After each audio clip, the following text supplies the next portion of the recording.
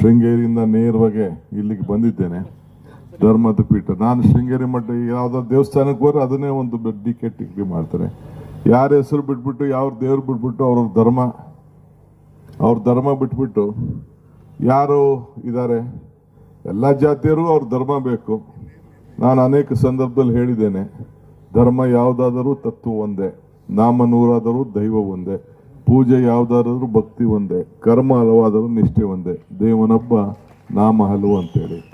ಹಂಗೆ ಈಗ ನನ್ನ ಹೆಸರು ಶಿವಕುಮಾರ್ ಅಂತ ಹೆಸರಿದೆ.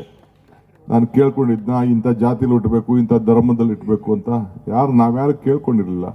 ನಮ್ಮ ತಂದೆ ತಾಯಿಗೆ ಈಗ ಮದುವೆ ಎಷ್ಟೋ ಜನಕ್ಕೆ ನಂಗೆ ಧರ್ಮ ಬೇಡ ಅಂತ ಹೇಳ್ತಾರೆ. ಮನುಷ್ಯ ಹುಟ್ಟುವಾಗ ನಾನು ಅರ್ಜಿನೂ ಹಾಕೊಂಡಿರ್ಲಿಲ್ಲ. ಕೊನೆಗೆ ಅವ್ನು ತಾಲಿ ಕಟ್ಟುವಾಗ ಕೆಲವರು ಲವ್ ಮ್ಯಾರೇಜ್ ಮಾಡ್ಕೊಳ್ತಾರೆ. ಬೇರೆ ಇನ್ನೊಂದು ಜಾತಿಲಿ ಇರ್ತಾರೆ, ಗಂಡೊಂದು ಜಾತಿಲಿ ಇರ್ತಾರೆ, ಹೆಣ್ಣು ಅಕ್ಕಿ ಒಂದ್ ಕಡೆ ಇರ್ತದೆ, ಅರ್ಶನ ಒಂದ್ ಕಡೆ ಇರ್ತದೆ. ಅವೆರಡೂ ಸೇರಿದ ತಕ್ಷಣ ಮಂತ್ರಾಕ್ಷತೆ ಆಗೋಗ್ತದೆ. ಕೊನೆಗೆ ಧರ್ಮ ಬೇಡ ಬೇಡ ಅಂತ ಹೇಳ್ತಾರೆ.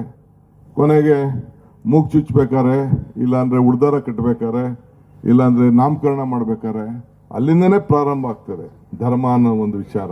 ಧರ್ಮ ಅನ್ನೋದು ಕೊನೆಗೆ ಲವ್ ಮಾಡ್ಕೊಂಡು ಮದುವೆ ಮಾಡ್ಕೊಂಡ್ಮೇಲೂ ಕೂಡ ಇಬ್ರು ಇನ್ನೊಂದು ಜಾತಿಲಿ ಇರ್ತಾರೆ. ಆದ್ರೆ ಅದನ್ನ ಸುಡಬೇಕೋ ಉಣ್ಬೇಕೋ ತೀರ್ಮಾನ ಮಾಡೋದು ಅವನ್ಗೆ ಬೇಡ ಅಂದ್ರೂ ಆ ಧರ್ಮನೇ ತೀರ್ಮಾನ ಮಾಡೋದು. ಹಂಗೆ ಯಾರು ಕೂಡ ಧರ್ಮಗಳನ್ನ ಬಿಡ್ಲಿಕ್ಕೆ ಸಾಧ್ಯ ಇಲ್ಲ.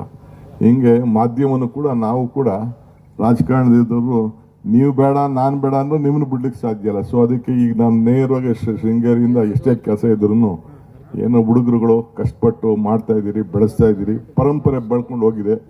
ನಿಮ್ಮ ಜೊತೆಲಿ ನಾನು ಇದ್ದೀನಿ. ನ್ಯಾಯ ಕೂಡ ಸಮಾಜಕ್ಕೆ ಒದಗಿಸಿ ಒಳ್ಳೆ ಕೆಲಸ